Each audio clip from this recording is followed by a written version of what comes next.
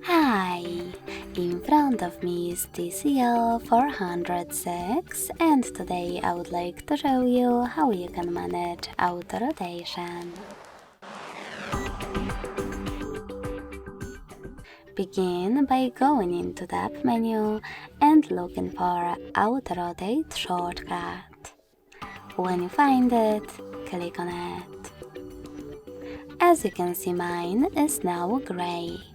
That means that auto rotation is disabled, but you can always enable it by hitting the same tile again. If you wish to, you can also go into Devices Settings, scroll down and choose Display section. Then scroll down again and click on this switcher next to Auto Rotate Screen to turn it off or on.